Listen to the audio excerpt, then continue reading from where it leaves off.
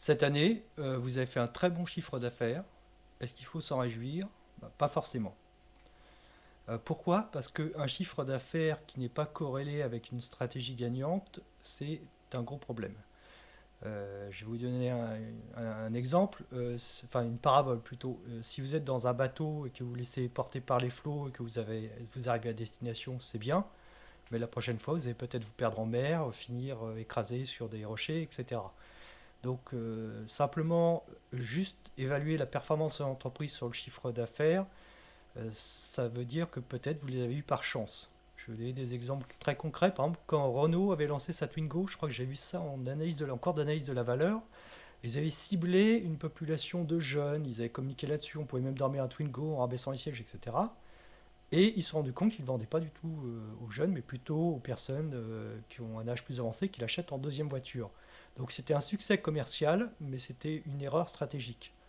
Alors depuis, ils ont corrigé le tir, mais s'ils avaient voulu continuer à insister comme ça, eh bien à un moment, peut-être qu'un concurrent a proposé une voiture plus intéressante comme deuxième voiture pour des couples qui ont entre 30 et 50 ans, et la Twingo aurait baissé dans les ventes et il se serait planté.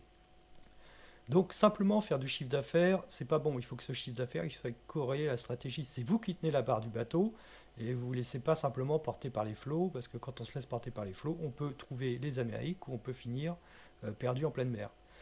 Il y a d'autres exemples comme ça. Par exemple, Snapchat, au départ, ils avaient visé un public d'université, je crois, et tout compte fait, ils avaient beau insister, ça ne prenait pas, et ça fonctionnait très très fort dans les lycées. Donc eux, c'était pire, c'est qu'ils avaient leur stratégie n'était pas bonne et en plus ils gagnaient pas d'argent.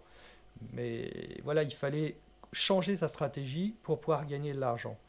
Donc on peut soit gagner de l'argent et avoir une stratégie qui est perdante, et là il faut réfléchir à adapter sa stratégie, ou alors carrément ne pas gagner d'argent et avoir une stratégie qui ne fonctionne pas, et là aussi adapter sa stratégie. Mais en tout cas, on doit toujours remettre en cause qu'on gagne de l'argent ou qu'on n'en gagne pas encore.